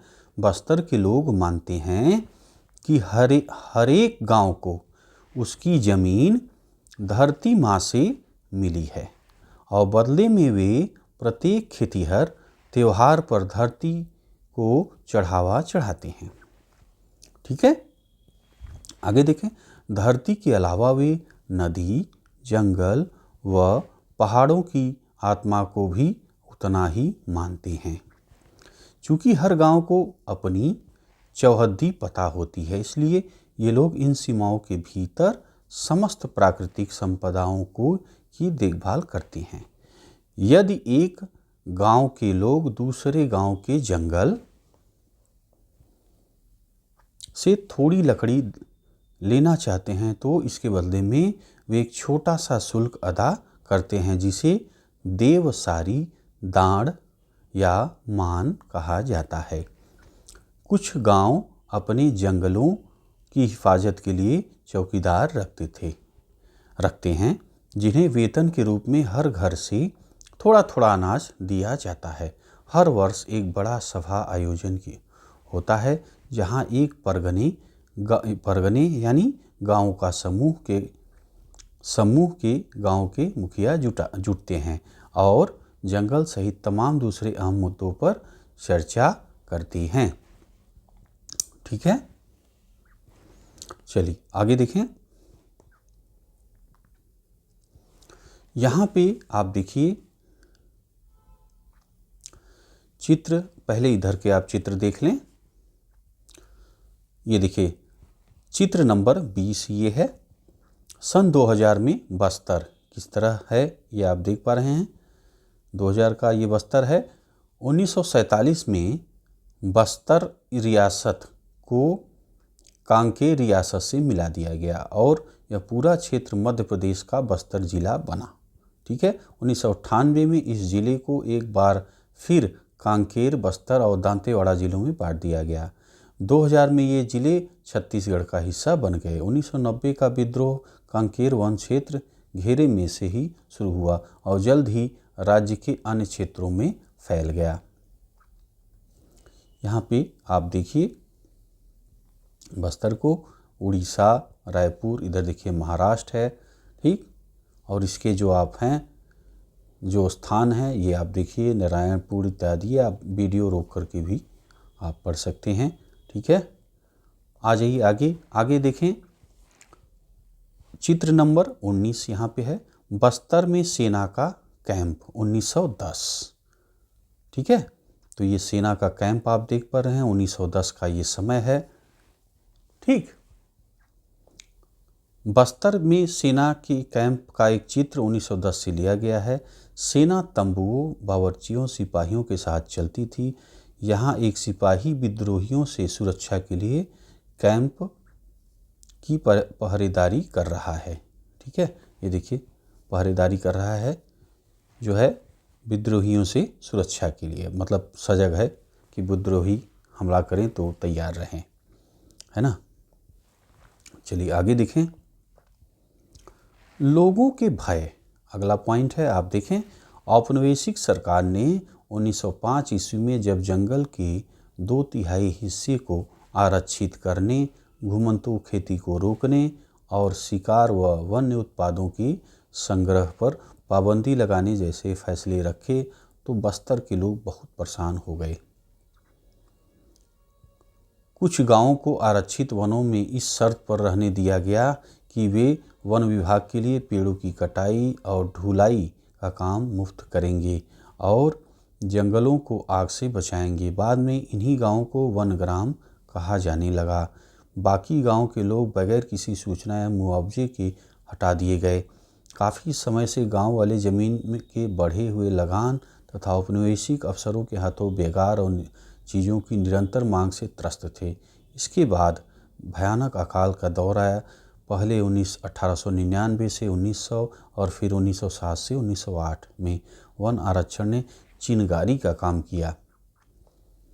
ठीक है, लोगों ने बाज़ारों में त्योहारों के मौके पर और जहाँ कहीं गांव के मुखिया और पुजारी इकट्ठा होते थे वहाँ जमा होकर इन मुद्दों पर चर्चा करना प्रारंभ कर दिया। ठीक है, कांगेर वनों के धुरवा समुदाय के लोग इन मुहिम में सबसे आगे थे, क्योंकि आरक्षण सबसे पहले यही लागू हुआ। ठीक है, हालांकि कोई एक व्यक्ति इसका नेता नहीं था, लेकिन बहुत सारे लोग नेथानार गांव के गुंडा धुर को इस आंदोलन की एक अहम शख्सियत मानते हैं। 1910 ईस्वी में आम की टहनियाँ, मिट्टी के ढेले, मिर्च और तीर गांव-गांव चक्कर काटने लगे। यह गांव में अंग्रेज़ों के खिलाफ बगावत का संदेश था। हर एक गांव ने इस बगावत देखिए बगावत का निशान भी है। 1910 में आम की टहनियाँ, मिट्टी के ढेले, मिर्च और तीर गांव-गांव चक्कर काटने लगे। देख रहे हैं ना, यह गाँव में अंग्रेज़ों के खिलाफ बगावत का संदेश था। हर एक गाँव ने इस बगावत के खर्चे में कुछ न कुछ मदद की। बाजार लूटे गए, अफसरों और व्यापारियों के घर, स्कूल, पुलिस थानों को लूटा व जलाया गया तथा अनाज का पुनः वितरण किया गया। जिन पर हमले हुए उनमें से ज़्यादातर लोग औपनिवेशिक राज्य और उसके दमनकारी कानूनों से किसी न किसी तरह जुड़े थे। इन घटनाओं के चश्मदीद गवाह मिशनरी विलियम वार्ड ने लिखा, पुलिस वालों, व्यापारियों, जंगल के अर्दलियों, स्कूल मास्टरों और प्रवासियों का हुजूम चारों तरफ से जगदलपुर में चला आ रहा था। ठीक है, अंग्रेज़ों ने बगावत को कुचल देने के लिए सैनिक भेजे। ठीक है, और देखिए आदिवासी नेताओं ने बातचीत करना चाहिए, लेकिन अंग्रेज़ फौजों ने उनके तंबुओं को घेर कर उन पर गोलियां चला दी। इसके बाद बगावत में शरीक लोगों पर कोड़े बरसाते और उन्हें सज़ा देते सैनिक गांव-गांव घूमने लगे। ज़्यादातर गांव खाली हो गए क्योंकि लोग भागकर जंगल में चले गए। अंग्रेज़ों को फिर ध्यान दें से नियंत्रण पाने में 3 महीने फरवरी से मई तक लग गए, फिर भी गुंडा धुर को कभी नहीं पकड़ सके। विद्रोहियों की सबसे बड़ी जीत यह रही कि आरक्षण का काम कुछ समय के लिए स्थगित किया गया और आरक्षित क्षेत्र को भी 1910 से पहले की योजना से लगभग आधा कर दिया गया। बस्तर के जंगलों और लोगों की कहानी यहीं ख़त्म नहीं होती है। आज़ादी के बाद भी लोगों को जंगल से बाहर रखने और जंगलों को औद्योगिक उपयोग के लिए आरक्षित रखने की नीति कायम रही। 1970 के दशक में विश्व बैंक ने प्रस्ताव रखा कि कागज़ उद्योग लुगदी उपलब्ध कराने के लिए 4600 हेक्टेयर प्राकृतिक साल वनों की जगह देवदार के पेड़ लगाए जाएं, लेकिन स्थानीय पर्यावरणविदों के विरोध के फलस्वरूप इस परियोजना को रोक दिया गया। आइए अब एशिया के एक और हिस्से इंडोनेशिया की तरफ चलें, है ना, और ज़रा देखें कि इसी वक्त वहाँ क्या हो रहा था। यहाँ जाने से पहले ऊपर के भी जो स्रोत हैं उसे भी आप देख लीजिए। स्रोत नंबर 6 को आप पढ़िए। देखिए, भोंडिया ने 400 लोगों को इकट्ठा कर कई सारे बकरों की कुर्बानी दी। देख रहे हैं, और दीवान जिसके बीजापुर की तरफ से आने की संभावना थी को बीच में रोकने के लिए चल पड़ा। 10 फरवरी को चली इस भीड़ ने पुलिस चौकी तथा मारेगा स्कूल जला दिए। केसलूर में लाइनें व पशु अवरोधशाला और टोकापाल राजूर से भी एक स्कूल को जलाया गया। दीवान को सुरक्षित वापस लाने के लिए स्टेट रिजर्व पुलिस के एक हेड कांस्टेबल और 4 कांस्टेबलों को बंधक बना लिया गया और एक दस्ता करंजी स्कूल जलाने के लिए छोड़ दिया गया। इस भीड़ ने गार्डों के साथ कोई बदसलूकी करने के बजाय उनके हथियार उनसे ले लिए और उन्हें छोड़ दिया। भोंडिया माझी के नेतृत्व में बागियों की एक दल ने कोयर नदी का रास्ता लिया, क्योंकि दीवान मुख्य सड़क छोड़कर उधर से आ सकता था। बाकी लोग बीजापुर से आने वाली मुख्य सड़क को बंद करने के लिए दिल मिल्ली चले गए। बुद्धू माझी और हरचंद नाइक ने मुख्य दल की कमान संभाली। ठीक है, और एक स्रोत आप देख रहे हैं दोस्तों, यहाँ पे है स्रोत 6, इसे आप पढ़ें। बस्तर में रहने वाले बुजुर्ग इस लड़ाई में, जिसे उन्होंने अपने माता पिता से सुना था, बताते हैं। कनकापाल के पोदियामी गंगा को उनके पिता पोदियामी तोकेली ने बताया कि अंग्रेज़ों ने आकर ज़मीन लेनी शुरू कर दी। राजा को आसपास क्या हो रहा है उसकी परवाह न थी, इसलिए ज़मीन ली जा रही है यह देखकर समर्थकों ने लोगों को इकट्ठा किया, लड़ाई शुरू करी। ठीक है, उनके कट्टर समर्थक मारे गए, बाकियों पर कोड़ों से मार पड़ी।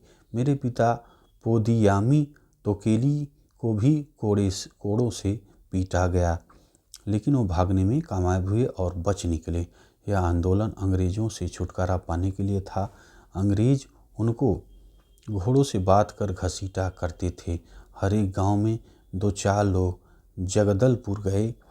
चिदपाल के गार्गी देवा और मिखोला माकी मिरास के दोल, अंबरा बूंदी बाले रास का वांदा पांडु, पालेम का उंगा और दूसरे ढेर सारे लोग। इसी तरह नंदरासा के एक बुजुर्ग चेंदू ने कहा कि लोगों की तरफ पूर्णिया थे। पालेम के मिल्ले मुदाल, नंदरासा के सोए काल धुरवा और पंडवा माझी, हर परगना के लोग अलनार तराई इकट्ठा हुए। एक झटके से पलटन ने सबको घेर लिया। गुंडा धूल उड़ सकते थे, इसलिए उड़ निकले, लेकिन तीर कमान वाले अब क्या करें। रात में लड़ाई होने लगी। लोग झाड़ियों में छिपकर पेट के बल भागे। फौजों की पलटन भी भागी। जो लोग जिंदा बचे किसी तरह अपने गांव घर पहुंचे। ठीक है, चलिए अब आ जाइए इंडोनेशिया की तरफ। यहाँ पे हमें अगला पॉइंट दिखता है, जावा के जंगलों में हुए बदलाव। इसे आप देखिए। जावा को आजकल इंडोनेशिया के चावल उत्पादक द्वीप के रूप में जाना जाता है, लेकिन एक ज़माने में यह क्षेत्र अधिकांशतः वनाच्छादित था। इंडोनेशिया की एक डच उपनिवेश था, और जैसा कि हम देखेंगे भारत व इंडोनेशिया के वन कानूनों में कई समानताएं थी। इंडोनेशिया में जावा ही वह क्षेत्र है जहां डचों ने वन प्रबंधन की शुरुआत की थी। अंग्रेज़ों की तरह वे भी जहाज़ बनाने के लिए जावा से लकड़ी हासिल करना चाहते थे। सन 1600 ईस्वी में जावा की अनुमानित आबादी 34 लाख थी लगभग। हालांकि उपजाऊ मैदानों में ढेर सारे गांव थे, लेकिन पहाड़ों में भी घुमंतू खेती करने वाले अनेक समुदाय रहते थे। ठीक, आगे देखें जावा की लकड़हारे। अगला पॉइंट आप देखिए। जावा में कलांग समुदाय के लोग कुशल लकड़हारे और घुमंतू किसान थे। ठीक है, जावा में कलांग समुदाय के लोग कुशल क्या थे, लकड़हारे और घुमंतू किसान थे। ठीक है, घुमंतू किसान मैंने आपको बताया जो घूम घूम कर खेती करते थे, झूम खेती मैंने भी आपसे बताया। ठीक है, तो वही किसान थे। उनका महत्व इस बात से आंका जा सकता है कि 1755 ईस्वी में जब जावा की माताराम रियासत बटी, तो जो है यहाँ के 6000 कलांग परिवारों को भी दोनों राज्यों में बराबर बराबर बांट दिया गया। उनके कौशल के बगैर सागौन की कटाई कर राजाओं के महल बनाना बहुत मुश्किल था। डचों ने जब 18वीं सदी यानी 1700 ईस्वी, ठीक, 18वीं सदी में वनों पर नियंत्रण स्थापित करना प्रारंभ किया। ठीक है, तब उन्होंने भी कोशिश की कि कलांग उनके साथ काम करे। 1770 में कलांगों ने एक डच किले पर हमला करके इसका प्रतिरोध किया, लेकिन इस विद्रोह को दबा दिया गया। ठीक है, आइए डच वैज्ञानिक वानिकी। अब इसे आप देखिए। 19वीं सदी में यानी 1800 ईस्वी में जब लोगों के साथ साथ इलाकों पर नियंत्रण स्थापित करना जरूरी लगने लगा तो डच उपनिवेशकों ने जावा में वन कानून लागू कर ग्रामीणों की जंगल तक पहुंच पर बंदिशें थोप दी। इसके बाद नाव या घर बनाने जैसे खास उद्देश्यों के लिए सिर्फ चुने हुए जंगलों से लकड़ी काटी जा सकती थी और वह भी कड़ी निगरानी में। ग्रामीणों को मवेशी चराने, बिना परमिट लकड़ी ढोने या जंगल से गुजरने वाली सड़क पर घोड़ा गाड़ी अथवा जानवरों पर चढ़कर आने जाने के लिए दंडित किया जाने लगा। ठीक है। और देखिए भारत की ही तरह यहाँ भी जहाज और रेल लाइनों के निर्माण ने वन प्रबंधन और वन सेवाओं को लागू करने की आवश्यकता पैदा कर दी। ठीक है। भारत की ही तरह यहाँ भी जहाज और रेल लाइनों के निर्माण ने वन प्रबंधन और वन सेवाओं को लागू करने की आवश्यकता पैदा कर दी। 1882 ईस्वी में अकेले जावा से ही जो है देखिए 2,80,000 स्लीपरों का निर्यात किया गया। ठीक है। जाहिर है कि पेड़ काटने, लट्ठों को ढोने और स्लीपर तैयार करने के लिए श्रम की आवश्यकता थी। डचों ने पहले तो जंगलों में खेती की ज़मीनों पर लगान लगा दिया और बाद में कुछ गाँवों को इस शर्त पर इससे मुक्त कर दिया कि वे सामूहिक रूप से पेड़ काटने और लकड़ी ढोने के लिए भैंसें उपलब्ध कराने का काम मुफ्त में किया करेंगे। इन व्यवस्था को ब्लैंड डॉग डीएस्टेन के नाम से जाना गया। बाद में वन ग्रामवासियों को लगान का माफ़ी के बजाय थोड़ा बहुत मेहनताना तो दिया जाने लगा, लेकिन वन भूमि पर खेती करने के उनके अधिकार सीमित कर दिए गए। ठीक है। यहाँ पे आप देखिए चित्र नंबर 21 आप देख रहे हैं। जंगल से सागौन की लकड़ी ले जाती मालगाड़ी। औपनिवेशिक शासन का ये अंतिम दौर है। ये देखिए आप, ये मालगाड़ी जा रही है और ये देखिए लकड़ियों को जो है इसने लाद रखा है, देख रहे हैं। स्रोत यहाँ पे ज को आप पढ़ लीजिए। यूनाइटेड ईस्ट इंडिया कंपनी के एक अफसर डर्क वान होजेनड्रॉप ने उपनिवेशकालीन जावा से कहा था, बटाविया के लोगों चौक पड़ो, आश्चर्य से सुनो, मुझे तुम्हें बताना है। हमारे बेड़े नष्ट हो चुके हैं, हमारा व्यापार मुरझा चुका है, हमारा नौकायन नष्ट होने वाला है। उत्तरी ताकतों में से हम बेपनाह दौलत लेकर जहाज़ों को बनाने के लिए लकड़ी और दूसरी सामग्री खरीदते हैं। जावा में हम सामरिक व व्यापारिक संगठित दलों को, जिनकी जड़ें इस धरती में धसी हैं, छोड़ते हैं। ठीक है।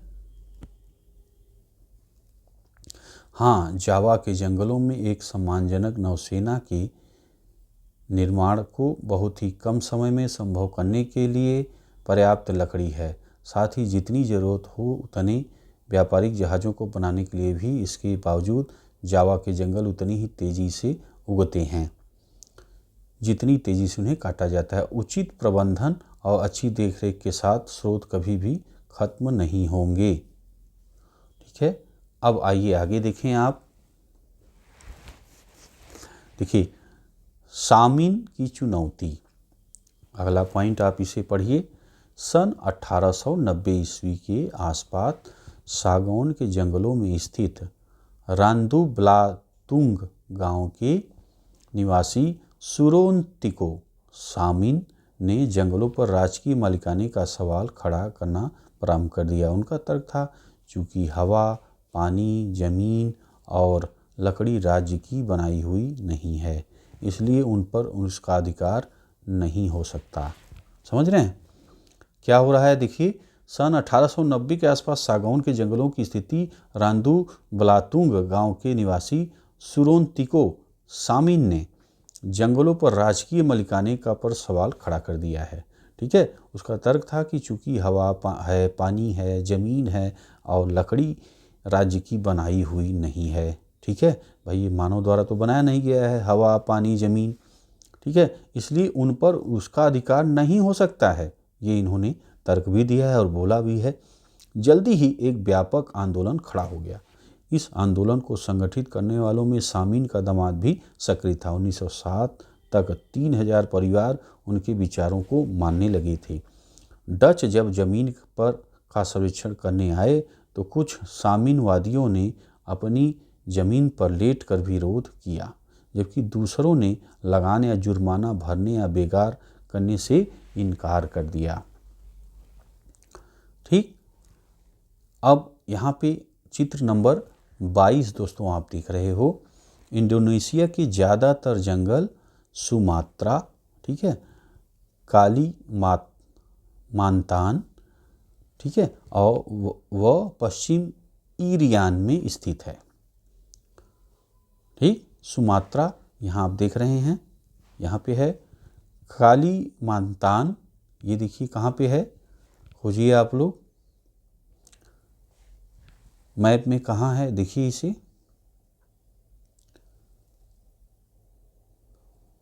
पश्चिम ईरियान कहाँ पे है?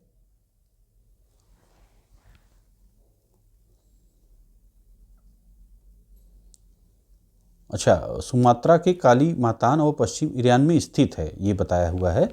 सुमात्रा आप देख ही रहे हैं। और देखिए, जावा ही वह जगह है जहां डचों ने अपनी वैज्ञानिक वानिकी की शुरुआत की थी। ठीक है, क्या है? जावा ही वह जगह है। जावा आप देखिए यहाँ पे है, देख रहे हैं ना। जावा ही वह स्थान है जहां डचों ने अपनी वैज्ञानिक वानिकी की शुरुआत की थी। ठीक है, स्थान आप देख रहे हैं। यह द्वीप जो अब चावल उत्पादन के लिए मशहूर है, कभी सागौन के जंगलों से ढका रहता था। ठीक है, और देखिए, डच ईस्ट इंडीज़ 1930 में यूरोपीय आबादी जो है आप देखिए 2,40,000। ठीक है, आप यहाँ पे पढ़ लीजिएगा, कुछ खास नहीं है। बाकी मैप ये सब आप देख सकते हैं, उत्तरी बर्निया, सारावाक, बोर्निया, सेलेबेस, है ना, आप देख सकते हो। चलिए आइए आगे। युद्ध और वन विनाश, इसे आप देखिए। पहले और दूसरे विश्व युद्ध, ठीक है, का जंगलों पर गहरा असर पड़ा था। पिछले वीडियो में आपसे चर्चा हुई है पहले विश्व युद्ध के बारे में, दूसरे युद्ध के बारे में। अगर आपने वीडियो नहीं देखा है तो देख लीजिएगा, और अगर आप नए आए हैं तो भाई तुरंत सब्सक्राइब कर लीजिए। और एक तरफ से दोस्तों वीडियो चालू करिएगा। मैं क्लास 6, 7, 8, अब देखिए 9 भी लगभग आधा से ज़्यादा कंप्लीट हो गया है। एनसीईआरटी हिस्ट्री में कंप्लीट करा चुका हूँ। ठीक है, 6, 7, 8 पूरा कंप्लीट हो गया है, 9 आपका कंप्लीट होने वाला है एनसीईआरटी हिस्ट्री। ठीक है, तो अब आप देखिए, पहले और दूसरे विश्व युद्ध का जंगलों पर गहरा असर पड़ा। भारत में तमाम चालू कार्ययोजनाओं की स्थगित करके वन विभाग ने अंग्रेज़ों की जंगी ज़रूरतों को पूरा करने के लिए बेतहाशा पेड़ काटे। जावा पर जापानियों के कब्जे से ठीक पहले डचों ने भस्म कर भागो नीति अपनाई, जिसके तहत आरा मशीनों और सागौन के विशाल लट्ठों के ढेर जला दिए गए। सोचिए, जिससे वे जापानियों के हाथ न लग पाए। बताइए, इसके बाद जापानियों ने वनवासियों को जंगल काटने के लिए बाध्य करके अपने युद्ध उद्योग के जंगलों का निर्मम दोहन किया। लीजिए, अब ये भी काटना चालू कर दिए। बहुत सारे गांव वालों ने इस अवसर का लाभ उठाकर जंगल में अपनी खेती का विस्तार किया। जंग के बाद इंडोनेशियाई वन सेवा इन ज़मीनों को वापस हासिल कर पाना कठिन था।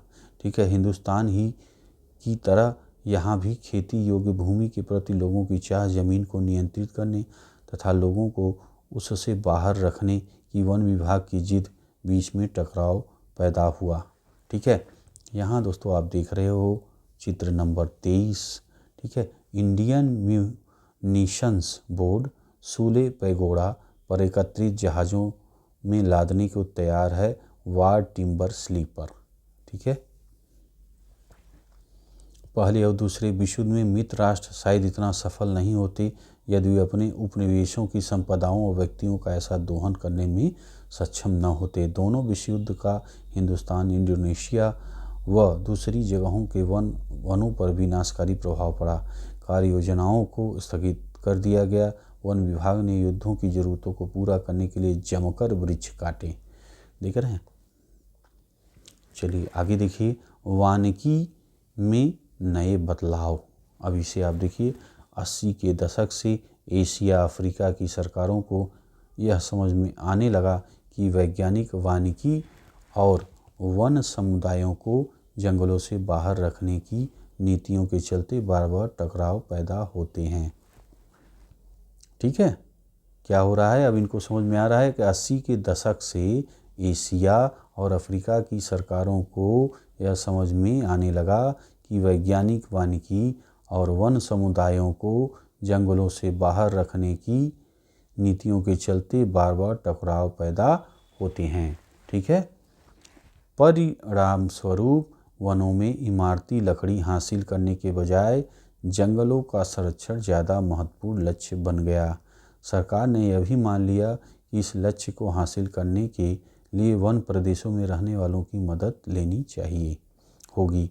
मिजोरम से लेकर केरल तक हिंदुस्तान के हर कहीं घने जंगल सिर्फ इसलिए बच पाए कि ग्रामीणों ने सरना, देवरा, कुड्डू, कान, राई इत्यादि नामों से पवित्र बगीचा समझकर इनकी रक्षा की है। सोचिए, कुछ गांव तो वन रक्षकों पर निर्भर रहने के बजाय अपने जंगलों की चौकसी आप करते रहे। इसमें हर परिवार बारी बारी से अपना योगदान देता है। ठीक है, स्थानीय वन समुदाय और पर्यावरणविद अब वन प्रबंधन के वैकल्पिक तरीकों के बारे में सोचने लगे थे। ठीक है, जैसे आज गांव में भी आप लोग देखते हो कि जो है पीपल की पूजा करते हैं, पीपल को काटने नहीं देते हैं। और पीपल का पेड़ आप देखते हैं कि ऑक्सीजन भी बहुत ज़्यादा देता है, तो है ना। तो इस तरह गांव उसकी पूजा भी होती है बहुत ज़्यादा। तो अब इस तरह यहाँ भी आपने देखा कि कितने बच पाए, क्योंकि वो गांव खुद जो है उनकी रक्षा कर रहे थे। अब आगे देखिए, चित्र नंबर 24 आप देख रहे हैं। डच औपनिवेशिक शासन के अधीन रेमबेग में लट्ठों का गोदाम, ये आप देख रहे हैं। इधर देखिए लट्ठे रखे हुए हैं, लदे हुए भी हैं बैलगाड़ी पे, है ना। चलिए, तो भाई अब जो है ये आपका कंप्लीट हो गया अध्याय।